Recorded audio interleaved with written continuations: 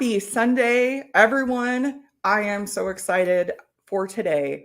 We've got something special planned. You guys have heard me talk about Irish poaching, and we're going to do a deep dive into it and celebrate the second annual Poitin Now Festival in Ireland. Let me see who we have in chat so far today. Let me know what you guys are drinking. Make sure you hit the like button, hit the subscribe, get us out there. At the end of the stream, I'm also going to do my Patreon giveaway, and we're going to be giving away some poaching samples to one of my Patreon members. Cheers, Christine Vasco. Christine, my good friend from Cleveland. Browns won today. I'm so excited. Thank you for joining me. Cheers, Slapshots Roadhouse. It is good to see you, Brian. Mr. Eric Gunderson. Sláinte, everyone. Cheers, Taste and Sensibility. It was good to see you. Ben driving in Brooklyn. 10-2, Ben, 10-2. Thank you for stopping in. It's good to see you. How about that? Wife cooked up a pot of Irish stew with lamb meatballs. Cheers, DJ Beacon. That sounds way better than what I had for dinner, let me tell you. Hey, Amy O'Byrne. Cheers, Amy. It is good to see you as always. All right. So an event this big, I needed a co-host. So I tapped my very good friend, Lisa, who is also a huge poaching fan. Lisa, thank you for helping me with the co-host duties today. You're muted, darling. There you go. Hello. I've never co-hosted or hosted anything, so hi, thanks for having me. My husband, hey, I heard that. So I want you to introduce a very, very special guest. I am truly honored that he was able to do this with us tonight.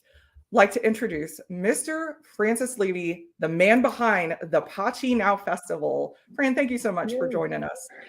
Oh, no, it's an absolute pleasure. It really is a pleasure, Stacey, and it's great to see yourself and Lisa. We're excited to have you here.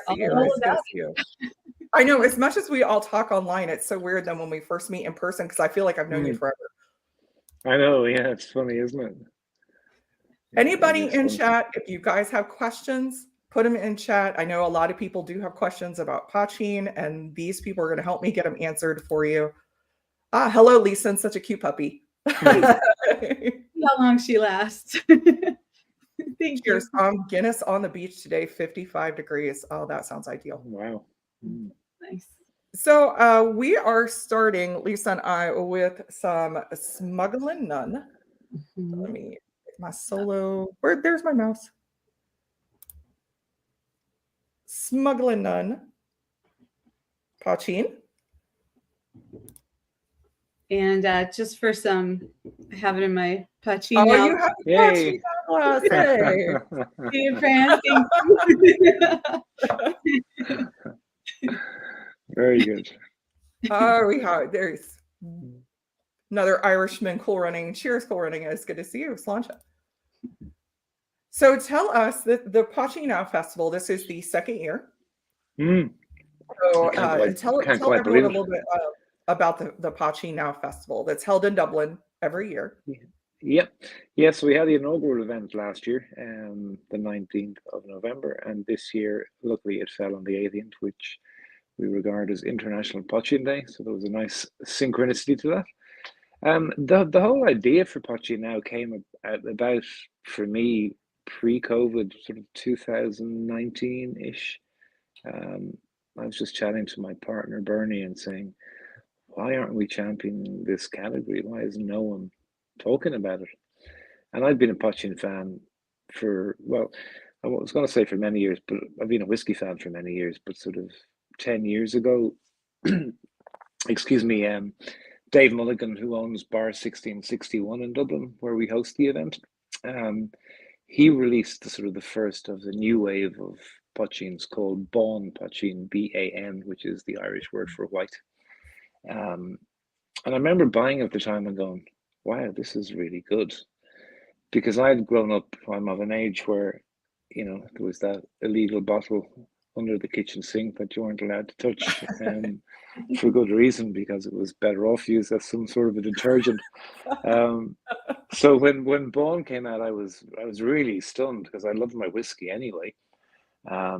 And then a few years later, Mickle Distillery over in Galway in the west of Ireland released their first poitin. And I tasted that and I kind of went, wow, this is fantastic. Also, it's very different to Bourne, but really, really good quality. Yeah. And Portugal Grealish, who, his brother run Mickle Distillery, they're actually sixth generation poitin makers. But as he's known to say, they're the first legal ones to actually be producing it. Yeah. So yeah, there was Bourne, then there was Mickle, and then Brendan Carthy up in Cologne came out with his poitin, and I just went, "Oh, this is ridiculous. This stuff is really, really good." Yeah. So yeah, pre-COVID, I had a chat with my partner. I said we need to do something with this, and obviously COVID came along, and post-COVID it was early last year, 22. I was up in Cologne Distillery, just popped up for a wee visit, just to make you jealous there. It's only up the road, an hour up the road. But I ran it past Brendan. I said, how would you feel if I organised a Poitin festival? And he was delighted. So I started reaching out to other producers, and everybody was just absolutely, we'd love, a dedicated Poitin event. So yeah, we launched last year. It was a great success. Despite my lack of organizational skills, it actually came together.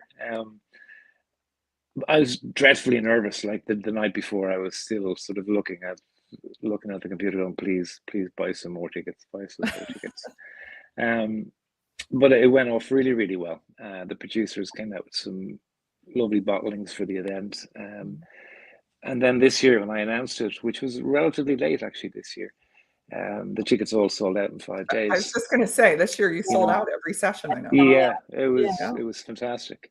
And we were just saying, chatting again to Dave Mulligan in Bar 1661 in particular yesterday, going, my God, the level, like last year was great, the quality of liquid, but the game just in a year has just gone up a whole other notch. I think it's really exciting. For me, it's really, really exciting, much more so than the whiskey space. But that's me. I'm a poitin head at heart. We got a couple more people jump in. Cheers, Sugar Great. Kitty. Sugar Kitty is always here. Mod extraordinaire. Cheers, William Reynolds. Oh yeah, somebody said that they'd had tried somebody's kind of bottom of under their sink poitin, and it tasted like the turkey. That's stuff in the mason jar. Yeah. Cheers, Bourbon School, and I see Gandy Road. Cheers, Gandy. So yeah,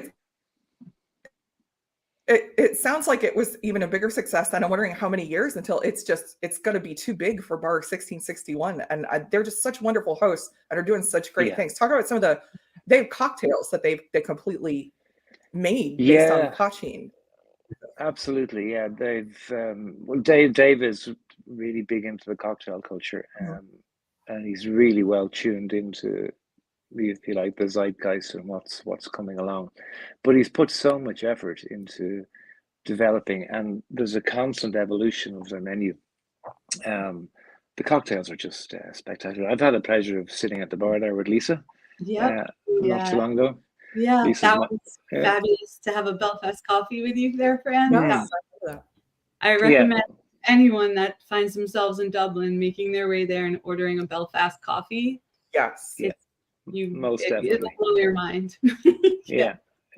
And that's funny. That is there's so I was going to say that is their signature drink. It's one Dave devised a few years ago. Effectively, for those who've never heard of it, a Belfast coffee it's poitin, it's cold brew coffee, double cream, and nutmeg on top, and it's just, I could drink it all day. It's just beautiful. It's so good. Really beautiful. Especially in summer. I absolutely love it. Yeah. It's an incredible bar, though. If you're in Dublin, don't pass through without visiting Bar 1661. The work he's put in, the efforts, and the staff are so talented. Their manager won Barman of the Year in Ireland last year. Wow. They won Bar of the Year in Ireland last year, and they've only been open since pre-COVID. I was going to say they haven't been open long either. No, it's what they've achieved in such a short space of time is amazing, really amazing, and they're fantastic hosts. So I was really happy that we had the first event and this event there, because to me, I refer to it as the Temple of Poitin, because, as I said, it was Dave's Poitin Bond that turned me back onto the possibilities of Poitin, 10 years ago. Yeah. Well, Tom D has a question. What are the traditional grains and non-traditional grains being used for Irish Poitin? We could talk about that for hours. So fundamentally, if we're looking at sort of the core ingredient probably always has been barley, but wheat, oats, they'd be probably the next two main grains. And then over time, there's been different things coming in and out, and there's been some spelt, but primarily barley and oats, I would say, will be the main two. We've kind of got to remember, I'm not sure how much this equates to the sort of the history of moonshine, but Poitin originally, there was no such thing as a distiller. There was just somebody in the village who was designated, you're the Poitin guy, you're the guy who cleans the streets. I don't know. There was no dedicated distiller. So really what they distilled was whatever was surplus after the harvest. Do you know what I mean? So it wasn't a case of they weren't growing anything to make Poitin. It was whatever was there is what was used.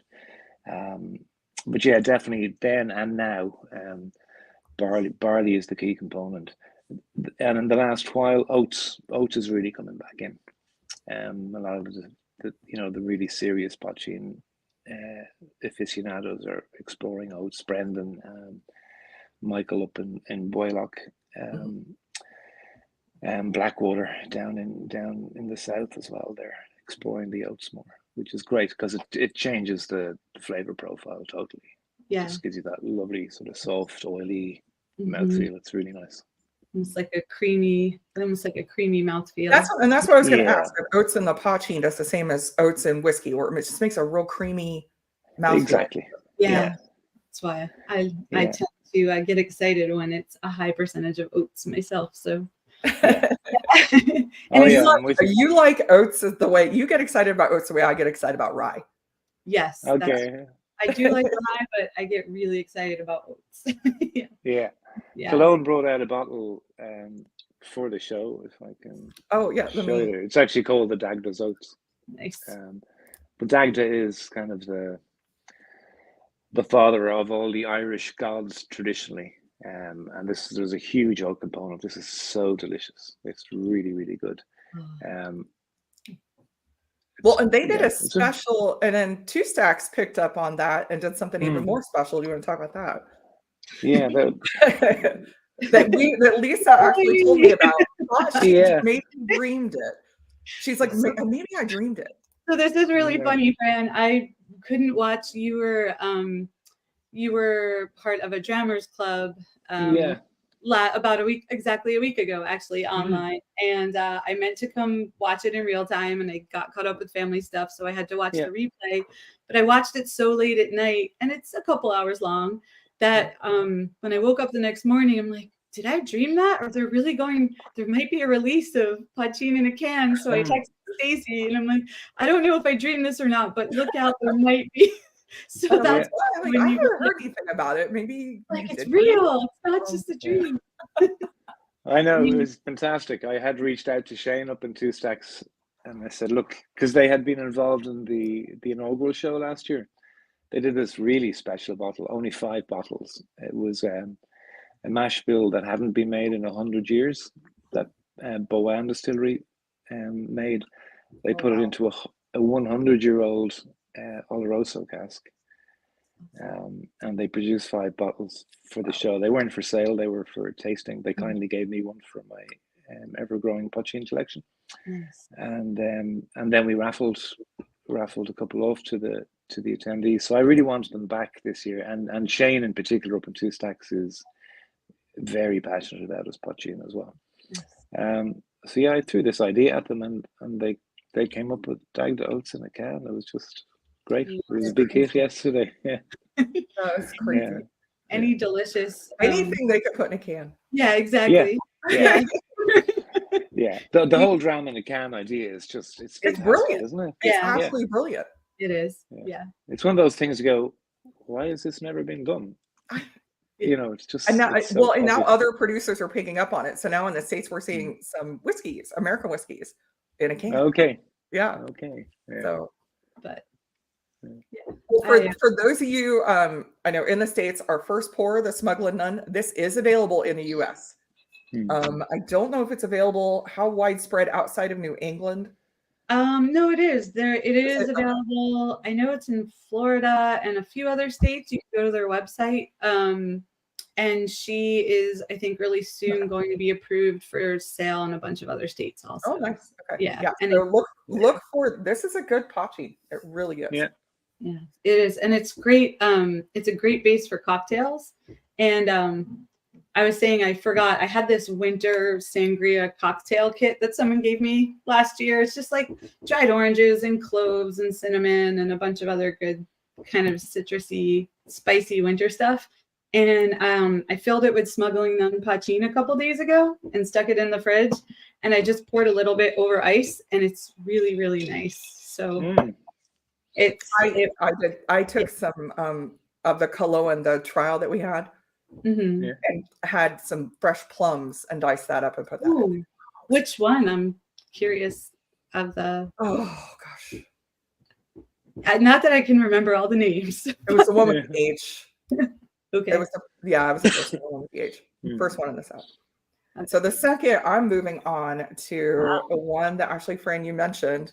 It's Mickle. It's a great, it's a great pochi. My light will focus. Oh, there kind of goes. Yeah. So this honestly was the first Irish pochi that I tried was Mickle, and absolutely loved it.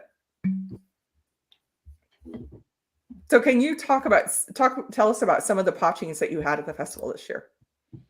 Okay, we had Mickle there. They had that very, very bottle there, and their second release was a heritage pochin, which they also had.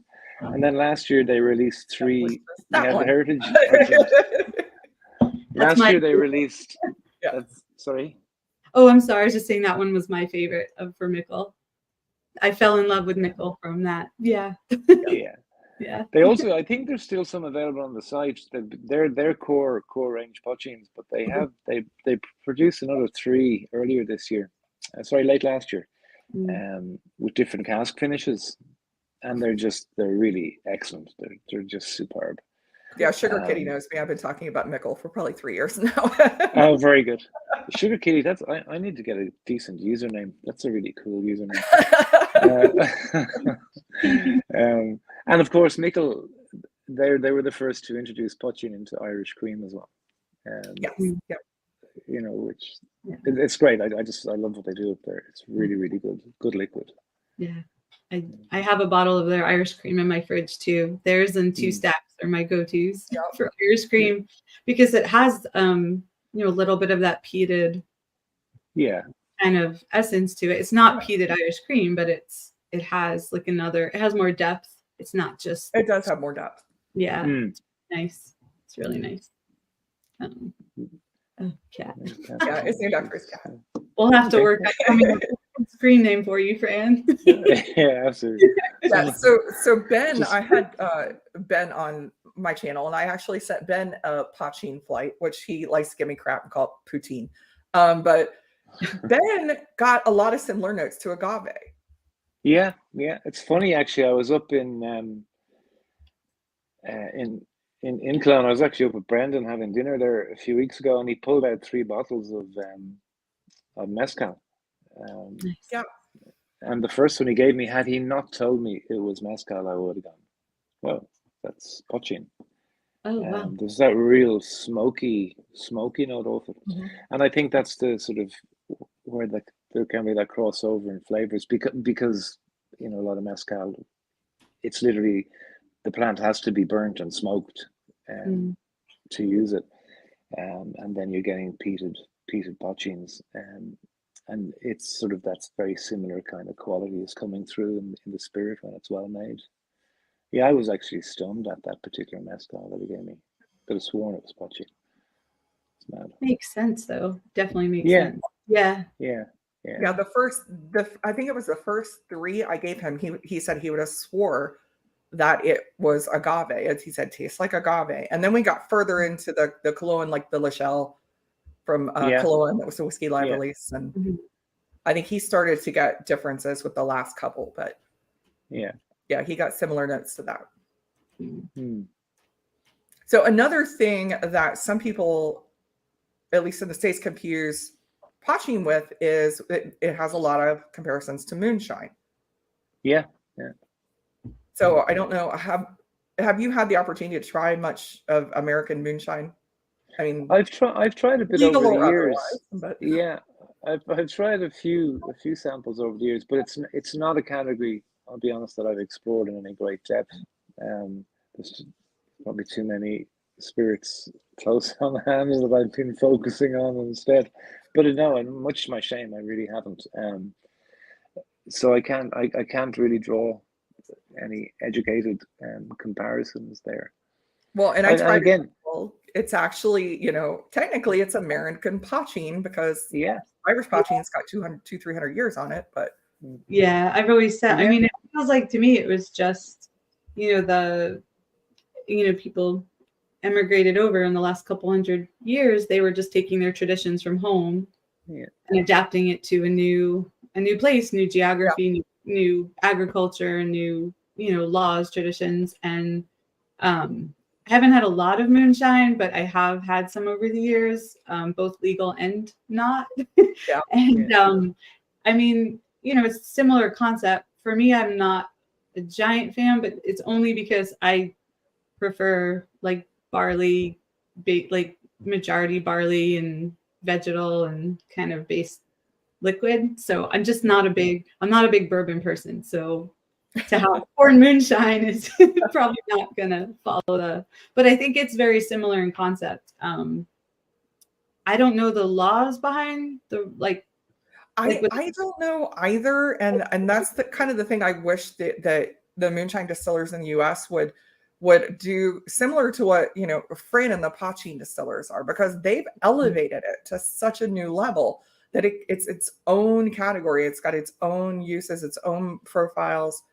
And I'm hoping the US can get to that point. But it would be, it would be cool. Because there's definitely a market for it. It's on every, in every liquor store, large, small you go to, there's some kind of legal moonshine. Usually, and I've had that, and I've had my uncle give me, the 2 mason jars for my birthday, and I've had someone visiting my husband's family years ago. Her husband's family doesn't live that far from me, if you're wondering that. I assume there's that similar parallel where, over here, people over a certain age, they have their Poitin story. And the usual myths of you'll go blind, you'll lose all your teeth, all that sort of stuff. It's good for arthritis, you rub it into your joints and what have you.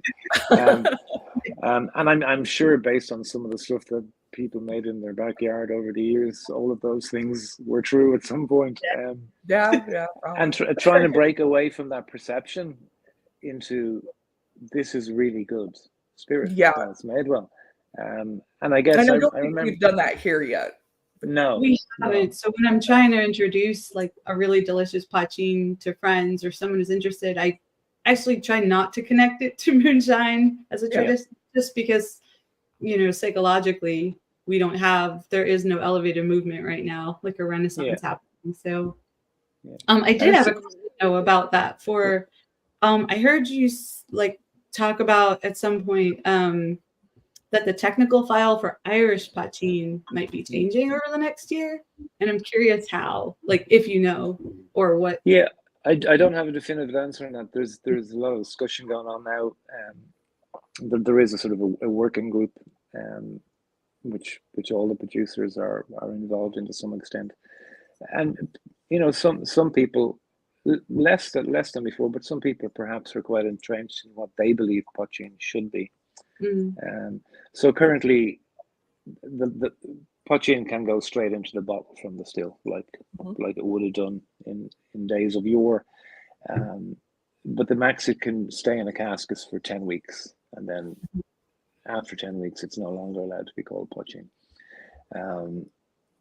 There's talk of extending that time period. Oh wow! Which is, and again, I can see pros and I can see cons to that. I'm kind of on the cons side, and I'll tell you why. And it's not that I'm against anybody who's, for extending it, but I'm kind of saying, okay, the longer it stays in the cask, the more the cask will influence the spirit. Yeah. So you're kind of moving away from clear spirit, white spirit. Yeah. And there's nothing wrong with that. Yeah. So I have Michael up in Boylock released a bottle for the event. And that's only been in the cask for 8 weeks. Yeah, you've some Panger there. Yeah, that's incredible. So yeah, the influence can be quite amazing. And the one that Brendan in Cologne brought out for the show last year, the exclusive release, had been in the cask for 8 days, I think it was, and it was just incredible, the color. I always think Stone Soup. Look how dark Stone Soup was, and it was beyond brilliant. I'd put that up against any whiskey. Oh yeah, absolutely. This is my intro. This was the first I'm obviously very spoiled. This is the very first Poitin I ever had. It's what it woke me up. Yeah, and that got really overlooked. It kind of came and the other stuff came out, and Brendan released the 2 Bulkons shortly after that. Right. And Stone Soup seemed to kind of didn't get the attention and the recognition because it's a stunning drink. It woke me up. It was like, what is this? I need to know more. I want to learn more. That's probably why I know you guys. Yeah. It was a story about Lisa and I getting that bottle. It was a story. Okay. We ended up jumping somewhere else to another place that we knew had it, and it ended up being, I think we were the only 2 in our core group of friends that got it. I think so, but I think I sampled that out to another big whiskey channel, and he smelled it, and it blew him away because on the nose he was expecting it. He's like, it's just going to be overly sweet. Then he tried it, and he's like, he was blown away. He said, this has so much complexity that he didn't expect. Yeah. And it's just, I hope he does it again, because it will sell out again immediately. It's I think. beautiful. It's gorgeous. It's gorgeous. Yeah. Brendan, but so I was talking about the effect and in terms of Czechoslovakia maybe extending it. I don't know if that'll happen. There's also talk around what the percentages. At the moment, I think it's 10% adjuncts can go in. So there's talk of maybe extending that to give distillers a bit more creativity around the mash bill. But I'm kind of the mind, and this was so evident to me yesterday at the show, talking to these distillers and sampling their Poitins. Casks, while they can have an incredible effect on on flavor and profile of a whiskey, in many cases you could almost put anything into a cask, and if you leave it long enough or you keep swapping it from cask to cask, eventually you'll probably end up with a fairly tasty liquid. Poitin doesn't have that luxury. It's a clear spirit. It's maximum 10 weeks before it's going in the bottle. So what these distillers have to do to ensure that the ingredients and the mash bills and the fermentation are so good to get good liquid, like Stone Soup, incredible drink. It's 10 weeks, and that's all about what he put into the still. There's no hiding. There's no hiding behind a sherry or an Oloroso cask for 3 years. Do you know what I mean? Yeah, absolutely. Yeah. And I'm an artist by profession, as you probably know, and to me, it's that. Don't stifle the creativity. You've got to kind of push yourself, and what can I do with as little as possible, and produce as much as possible. So that's kind of where I'm at with it. I'm always open to. I would worry it would blur the line more between Poitin and new make. Yeah, absolutely. Yeah. Because right now there's still a distinction, but I'm worried that it's just going to blur that line more. Yeah, that is true. But we'll see. It'll probably all sort of get ironed out over the next 12 months, or maybe it won't. Maybe it'll rattle on for another 3 centuries. Who knows? But look, as long as the guys and girls who are producing this stuff now in the way they're doing it continue to do so, I'll be a very happy man. Yeah. Yeah, So no complaints over here. the next pour is somebody you already talked about, who has done a lot for Poitin. And my light is these white labels. There we go. It's Cologne Poitin. This is the US bottle that I know it took a bit of time, but we got it to you. You did. Thank you so much. I was so worried. I'm not mailing that. I'm just terrified it's not going to make it. Yeah, this is a great Poitin, and it's available in the US in multiple states. That's great. It gets a little bit forgotten now because he's produced so many other stunning drinks, but this is a gorgeous Poitin. It is. Yeah. And this is also great. This is also great. I mean, I know I keep talking about the cocktail element, but I think I made like a smashed honey basil cocktail a couple summers ago for a big party with it, like a big batch, and it worked really well. So it's also, I know it can be intimidating, I think, to people who are not maybe big whiskey drinkers, or even maybe mezcal drinkers, to approach something from a neat perspective, like when you're trying to introduce it to friends. But there's a whole market, like I know you keep saying the cocktail culture, there's a whole market here too for people to get into Poitin as a cocktail base. I feel like it's fun. Yeah. It lends itself so well to cocktails. Yeah, you can substitute any cocktail that has vodka. Use Poitin. Yeah. That's usually how I'll suggest somebody first step into Poitin. Is just make that substitution at first. Or tequila and mezcal. I've done Poitin. Yeah, they're great. Margarita, they're amazing. It's the perfect base for a margarita. Yeah. And Cologne, yeah. Sugar Kitty's giving me some. You're the new chair. You're the inaugural chair. Yeah. I've been known to share a bit of Cologne on this channel with anybody who will get a flight. Usually there's at least one Cologne in it. So excellent. Yeah, but it's a really good Poitin. And I think you've hit on a very important point there, Lisa.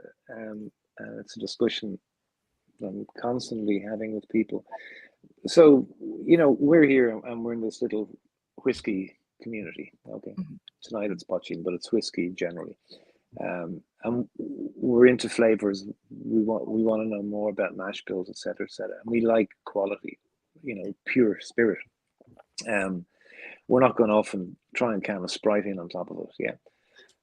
But when you move outside our, whiskey community, I can talk to any 100 people and ask them, do you drink spirits? They say yes. I say, do you drink it neat? And 99 of them, I'm sure, are going to say, God, no. My partner she's a vodka drinker. Although Poitin is creeping in more and more. But she, like, if she's going out with her friends or whatever, she's drinking fundamentally vodka and Sprite. And we have to start producing Poitins as well, such as the one that we're tasting now, the Cologne, that are really good with a mixer, that are really good in cocktails. Because the truth of it is, 99% of people drink their spirits with a mixer. Yeah. And it's not always to the level of a cocktail. It's a Sprite, it's a Coca-Cola, it's tonic water, it's whatever. Cranberry juice, yeah. Orange juice, exactly, yeah. And then people, like us and other people, they find their way back as they get past their teens and their 20s. They become more about quality, and they'll find their way back to the really, really good spirits. Then it's just the way of the world. It's how would you first introduce somebody? So somebody hasn't tried Poitin before. So we've got a lot of whiskey drinker friends. They haven't tried Irish Poitin before. How would you have them first try? Would you suggest it neat?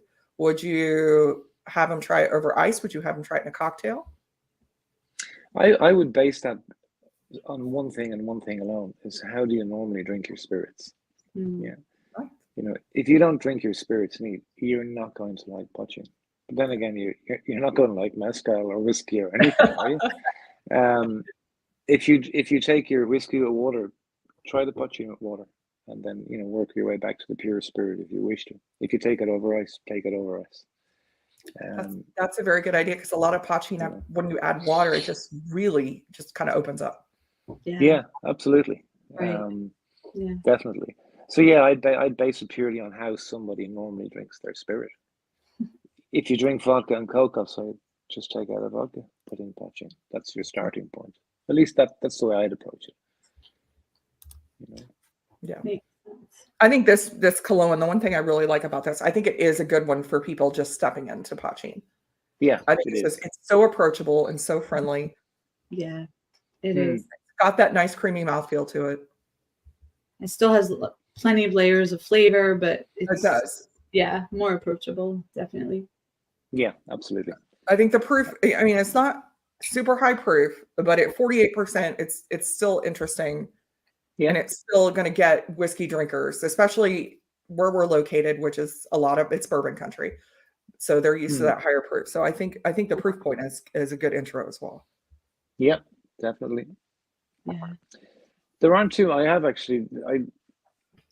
Lisa's my Poitin mule from the States. I might have a bottle of that in my closet as well. Yeah, so that's Kings County up in New York.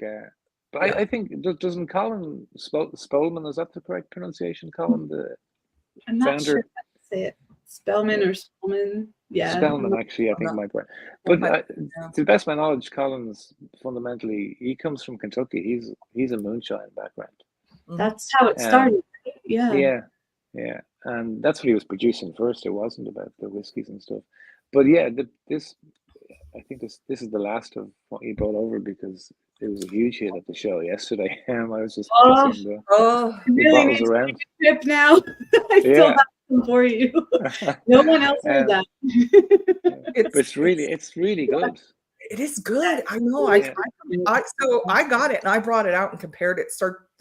Comparing it to things. I'm like the Mickle, the Cologne, and I think the Cologne was closest. And I'm like, they did a good job. It belongs. All I'll say without getting controversial, it belongs. The only thing I didn't care for them putting whiskey on the label. That was my beef. But it's good. I mean, it is good. It has a Irish style. It's Irish style. It's Irish. Yeah. That won't get you a letter from somebody's lawyers at all. That was silly carry on, wasn't it? Seriously? What's that? It was last year, wasn't it, that you got a letter from the Irish Whiskey Association? They weren't the first, they won't be the last of the American distillers that have had that happen. Yeah. I mean, it says I've talked to others, but it says style. It says it's still American whiskey. Yeah. And my problem with it was that it said Poitin, but then it had Irish style whiskey on it. I'm like, it's not whiskey if it's Poitin. Yeah. That's a different thing. Look, that's my beef. I think Colin in many ways reminds me of Brendan up in Cologne. It's kind of feckle. He does. Really does. I'm just doing this because I want to do it, and it should be. Yeah. I'm gonna make it good, and right. It's not like he was shipping container loads of this stuff. He made a handful of bottles. He gets a letter from the Irish Whiskey Association. Yeah. I think they still have plenty. I mean, I know they're not allowed to market it, but if they have. Stop by and ask. I think they might have some, but if I'm wrong, I'm wrong, and I apologize. But you'll still get a great time in their tasting room. Which is a cool place. Some great whiskey. Great whiskey there. Yeah, and they just did. I'm pretty sure it was Kings County just did a collaboration that was American whiskey, and it was blended with Clonakilty whiskey. Okay. Irish whiskey, and they just did a blend. Nice. I think it was them. I might be wrong, but I'm pretty sure it was them. All right, Lisa, what are we drinking next? Did you want to do the Panger? I know you were, or do you want to try the Bon? Let's do the Bon. Okay. Go. Yeah. So I did send her a sample of the Bon Poitin. She sent me a lot of samples, Fran. Lucky lady. You don't. I like a lot of samples all the way from Australia. Because if you can't share it, what's the point? I share so many of my bottles. probably half of them go right out the door, but yeah, they're made for people in sure. this community are very generous. So, and I They are, aren't absolutely they? love sharing, especially the stuff that comes from Ireland. I love sharing that with people so they could see exactly how great the stuff is over there that we Yeah. might not necessarily have on our shelves or that might just be coming. Yeah, sure. So this one, Yeah. this is the Bon Poitin that I know you've Yeah. been Oh, wait, hold on here. I'll about. slow you. Yeah. Is it Yeah, back? Apologies. that's the one. Yeah. Yeah, that's most likely the one. Yeah. It looks like a batch of one bottle, all right. I think so. So now this is, Yeah. it says hot still style Poitin. Yep.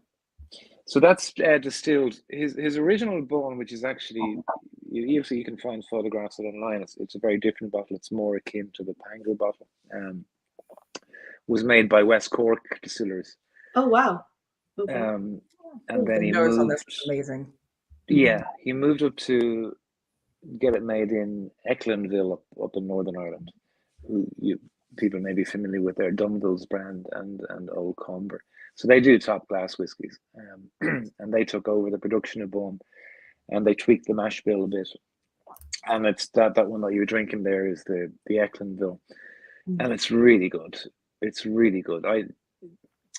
And he comes at it from a very different perspective, I think, to a lot of other distillers. He's very much thinking about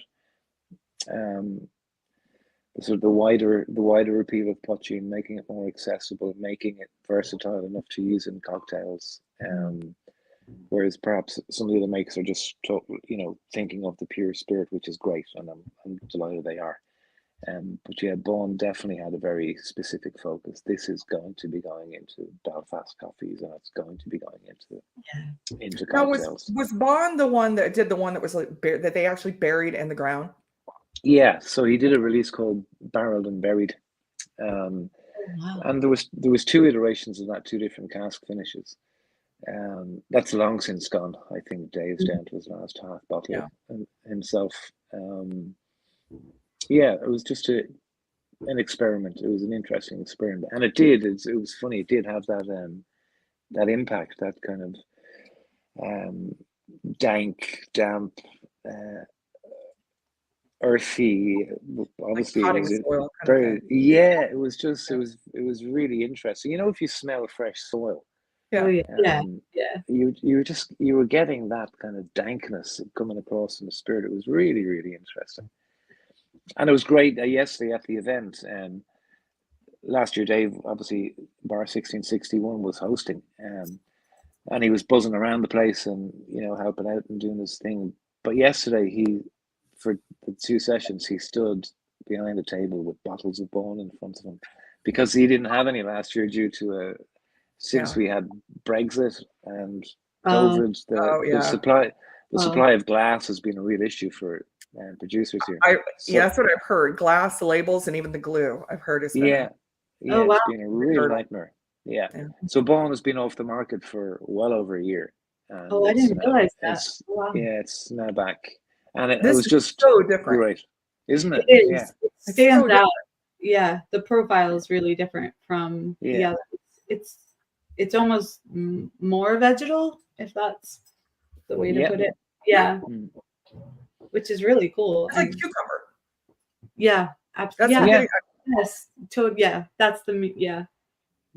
And this would be lovely over like cucumber with like a lime wedge. Hmm. I'm getting a whole lot of cucumber. Okay. It's perfect for a spa day. It's what? It's perfect for a spa day. It's a spa day, Poitin. Who needs mimosas when you have Bon Poitin? Yeah. But Dave's is the only one on the Irish market that a potato component to it. Okay. That's what that is. Yeah. And he also uses I think in the first iteration definitely there's sugar beet as well. Yeah, it says there. Yeah. Is there sugar beet? There's a little bit of sugar beet in that Smuggling Nun, I think. Okay. There is. Yeah. He does have a little bit of sugar beet. Yeah. That's what I thought. Yeah. Yeah. I don't recall the percentage of potatoes, but it's not that high, but it's there. It is different. Yeah.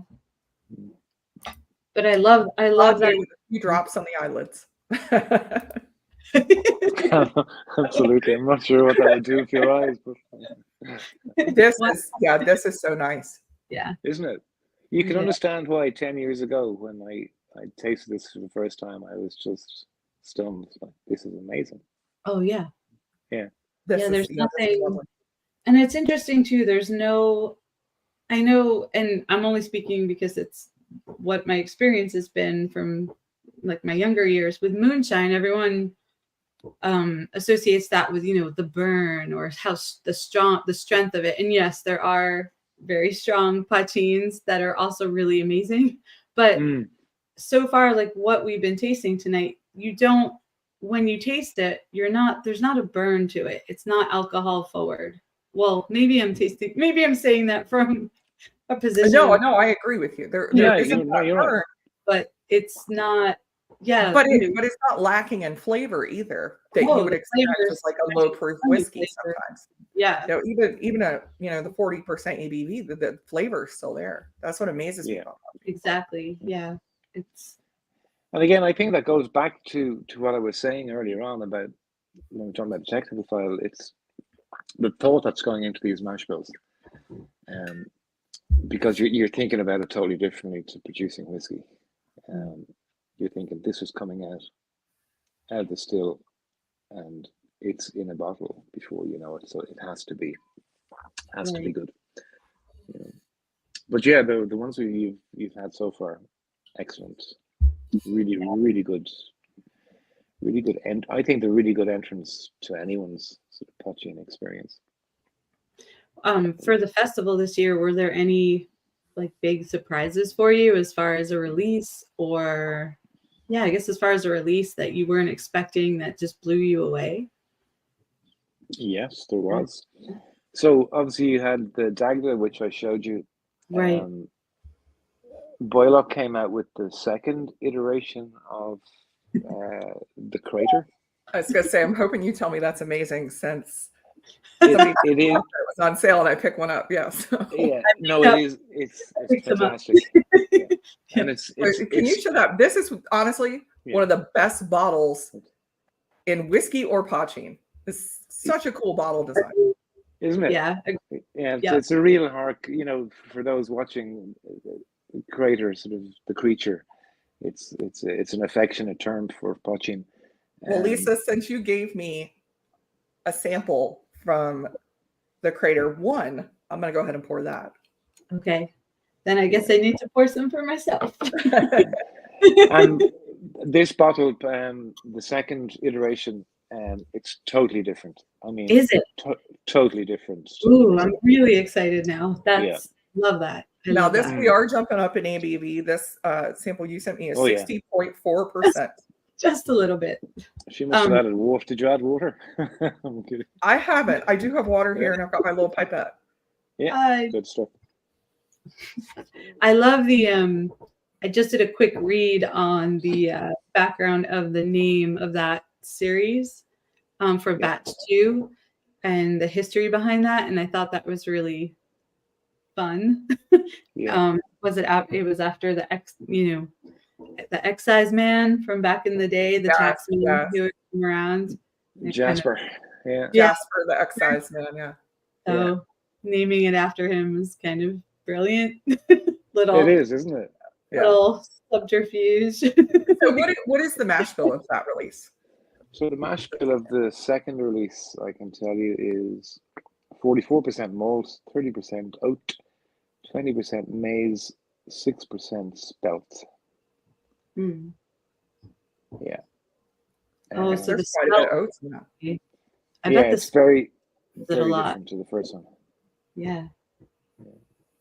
Very cool. I think it's a really nice. I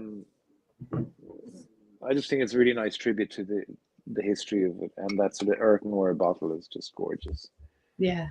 We kind of refer to Donegal, which is up in the northwest of Ireland, where Boylock is based. It's the Republic of Poitin. That's where Poitin was happening. Like I think the first release, he refers to the 138 Poitin makers in his area, back in the day. And that's kind of what I was saying. There weren't distillers. Every village just had stills, and they were making poitin. And then when it became illegal, so to speak, just went up into the mountains of Donegal and started producing it and running and hiding. And I'd say it was very. I'd say Jasper, who this second bottle is dedicated, had his work cut out for him. I wonder. I love hearing about the history about how they went up in the mountains and they were kind of protected by their neighbors. And well, we're going to brew on rainy days when people can't see the smoke, and it does connect to especially for Americans, for whiskey producers, because if you go into Kentucky, everybody would paint their barns and their fences black.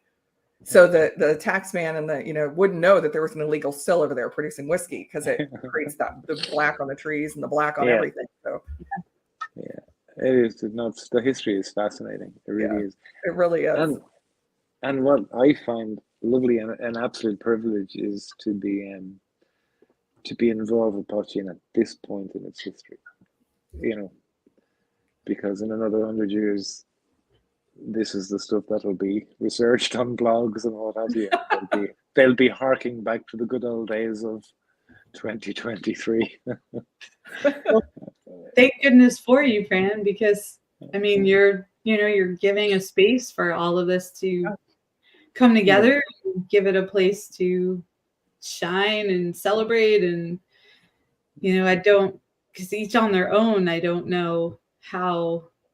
I know Brendan it was last year. He said it was the year of poitin. The year of the poitin, year of the poitin. But that's difficult for one producer on its own to try to bring that attention and elevate it. So, for everyone to come together, which what you spearheaded. So, and the fact the festival keeps growing year after year. I mean, poitin is getting more appreciation and more interest from more people.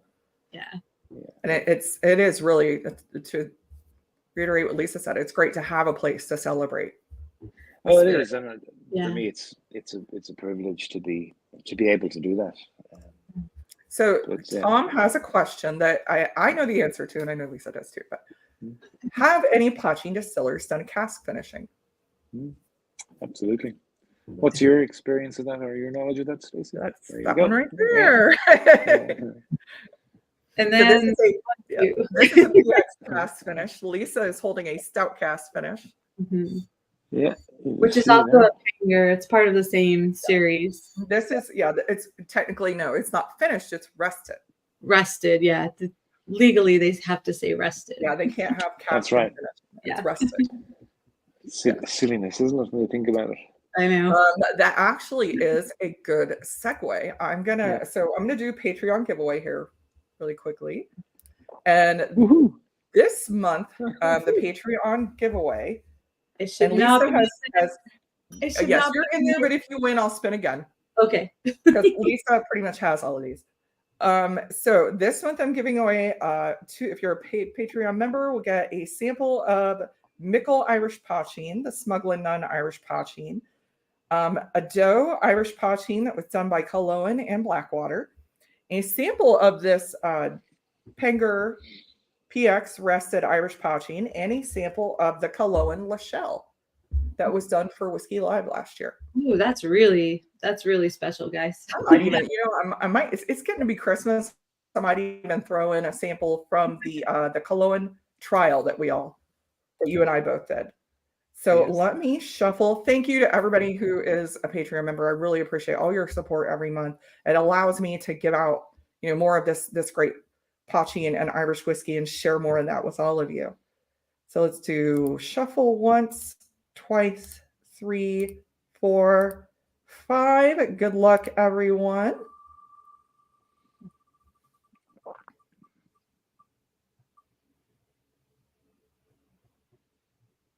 Gandy Road. Congratulations. Yay, Gandy Road.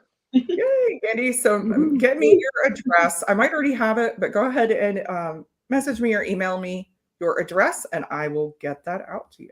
Let me take that back. They're in for a treat. Oh, yeah, definitely.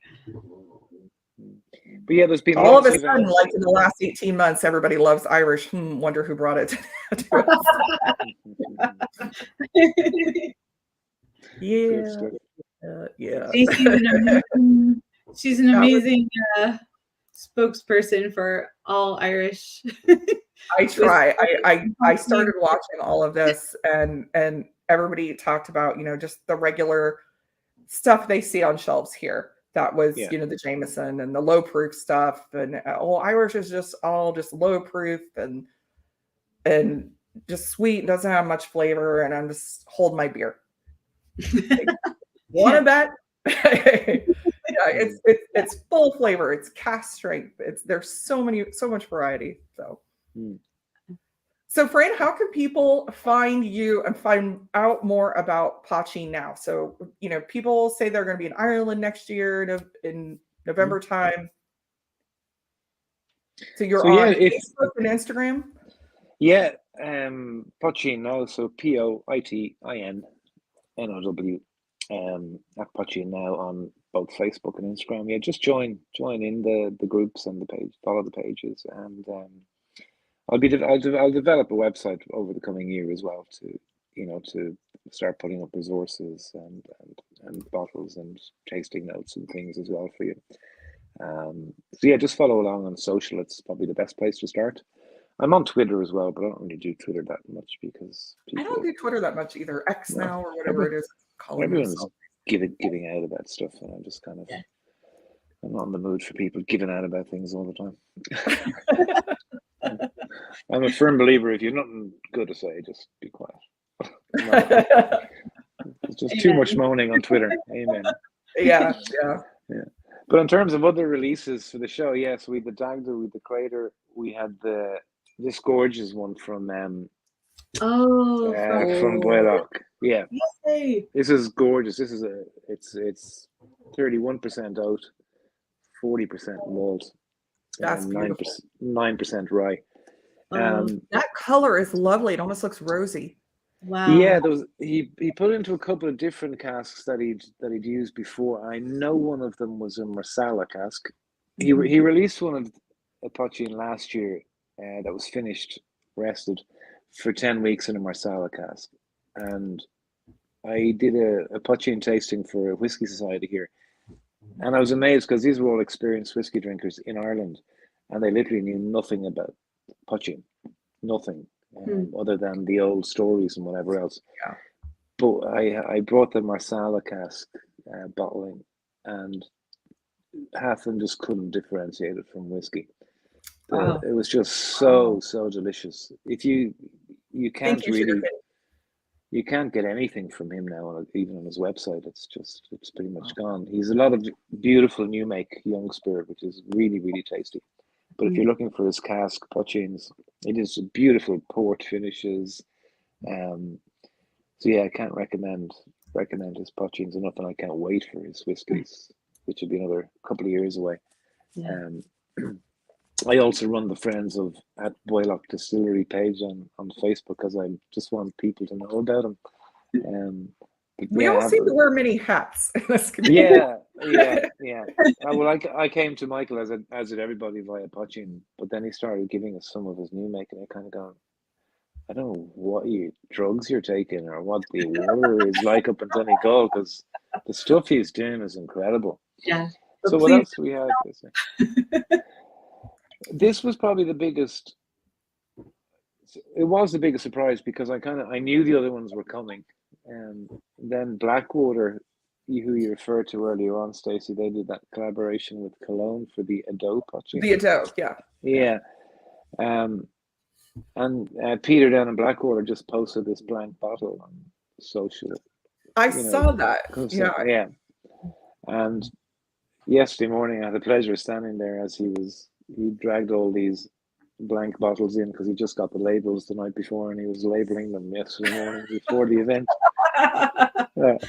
But this is the bottle that he released yesterday. Oh wow! It's a lovely bottle. That's beautiful. It's like a flask. Yeah.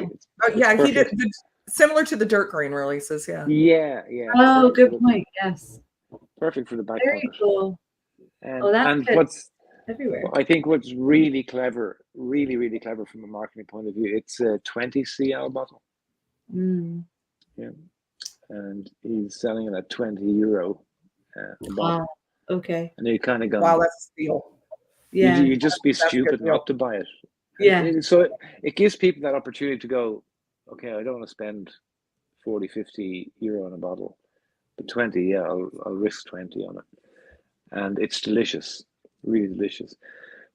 What's fascinating about it, and I'd never come across, I don't know if, I'm kind of assuming Peter's the first. We've got 50% malt, 30% raw barley, 10% Performer rye. I'm not sure of the strain of rye that he's referring to. 5% turfed malted oats, so that's peated, and 5% husky oats. But if you get this, when malting our barley, we capture the scents and tastes of the ocean by steeping our grain in briny beds of kelp. So all the grain went into salt water with kelp. And the flavor profile is just mad. Interesting. Leave it to amazing. Peter to come up with something like that too. Yeah. You tasted the dirt grain series that he. Yeah. We both have the dirt grain. Yeah. Yeah, and it's just so good. It's a really tasty poitin. Wow. I will have to find a way to get my hands on that. I love any briny seaweed based. Not based, but a little bit of an influence. Yeah. I love when they're doing like unique things like that. It's so interesting, and a lot of what they're doing at Blackwater is really interesting. Yeah, very much so. So I highly recommend this one. It's really tasty. So that was a big surprise. Instagram. So everybody make sure that you are following Poitin Now on Instagram. They're also on Facebook. There's a Facebook group as well. Yeah, there's a Facebook page for Poitin Now and there's a Facebook group. So just ask to pop in. Great to have you on board. Yay, David Gunderson. Welcome. You popped up on my screen as having fun. Thank you.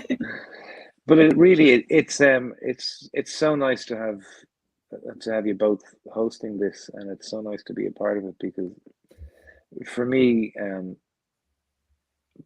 there's just this renaissance just bubbling under the surface there, and it's a real privilege to be part of that and to watch these makers go about their business, because the truth of it is the likes of Cologne, Blackwater, Boylock, Mickle, they're producing really good quality poitin, really top quality spirit, but they're not making money out of it. The money is in whiskey. So for these distillers to be putting their energy and resources into something that's so niche, I can't wait for the day that the reward comes for them. And it is beginning to come. Like, that was very evident yesterday. The love for what they're doing is just growing, but it's just such an exciting category for me. We're all used to whiskey, and don't get me wrong, I love my whiskey, and there's good whiskeys coming out all the time. But there's just something really, how would you say?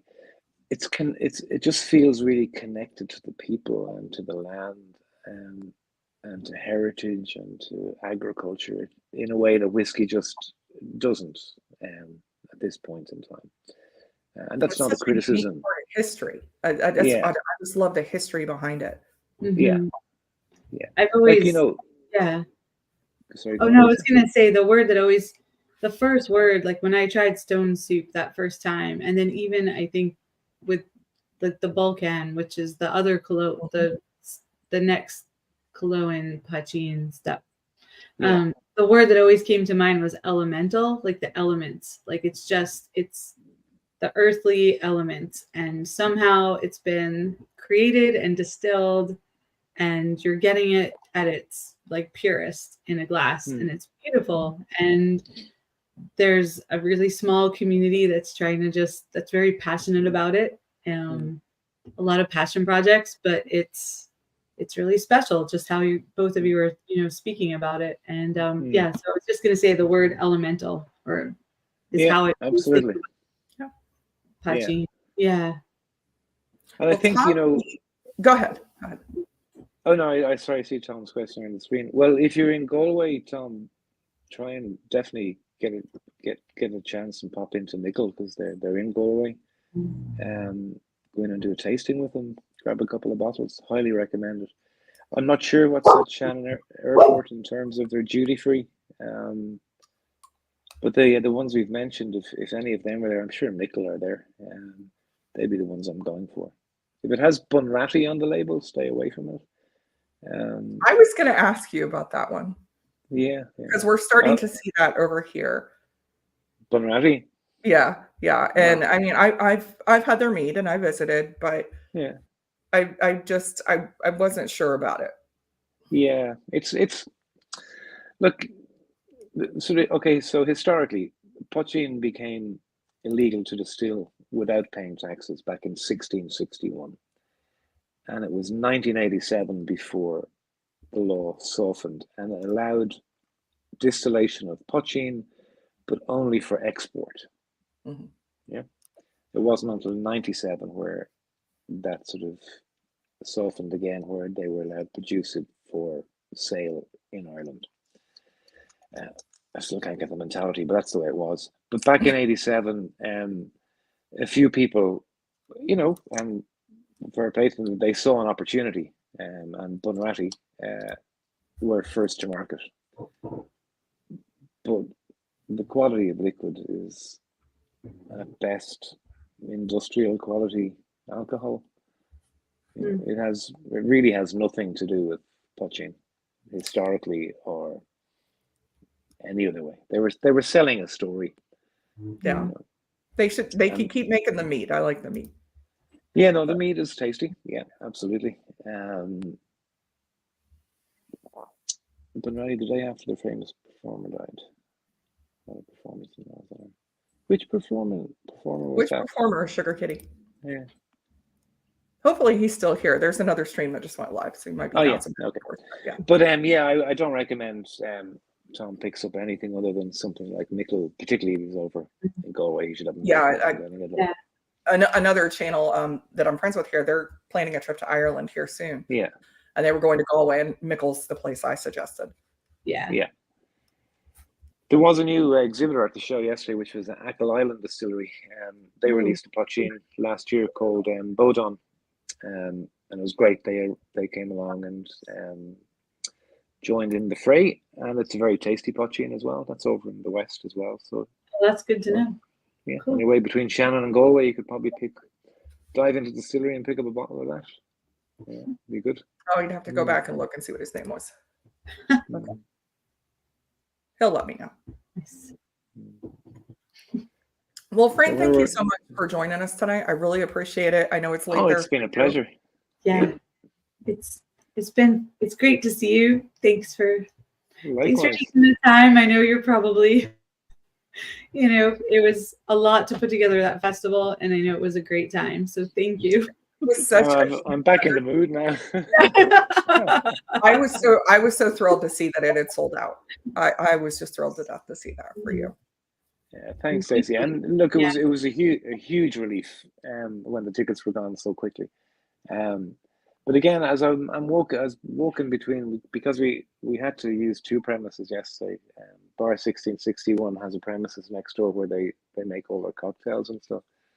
And just going between them and just seeing the engagement between the producers and the attendees, and just this real, again, that sort of connection between people and producer, which whiskey just can't have anymore. Do you know what I mean? Because whiskey is whiskey. And it was just so good to see these producers get to talk, get to put their spirit in glasses, and people be wowed by what they were doing. Yeah, it was such a good feeling. Yeah, that's definitely part of the draw as well. Yeah. And it's like a lot of spirit communities, it's welcoming and inclusive and great. Yeah, I mean, for us to be here like, you know, two American women so passionate about Irish poitin and talking about it. know. Yeah. It's pretty. It's brilliant. You know, it's incredible. Yeah. Yeah. The amount of female. Of it. Say again. I said it kills me when I realize I'm like, oh wow, I have this many bottles of Irish poitin. I never would have thought that, but it's just such a unique spirit and so varied. Yeah, it's great. It really is. It's great. We also had 300% more women at the event this year than last year. Yay! That was a great one. Bring on the girls. Yay. And next year, even more. We will be there. Yeah. Yeah. Absolutely. Be there. Yeah, I look forward to meeting you in person. I know both of us are planning to come over next year. Brilliant. I look forward to it immensely. I look forward to hanging out again. Yeah. Cheers. Yes, thank you again. I know I don't want to keep you too late because it's late. Yeah. For everybody in chat, make sure you go over and watch Kilco Whiskey Musings. He's live now. And then at 9:00 is Livewire. Make sure you go check out Mike and the crew. And I don't think Anthony's going live tonight, but we will see you all next week. Thank you, everybody, for joining us. Thank you, Fran and Lisa, Slancha, everybody. Thank you, Stacey. Take care.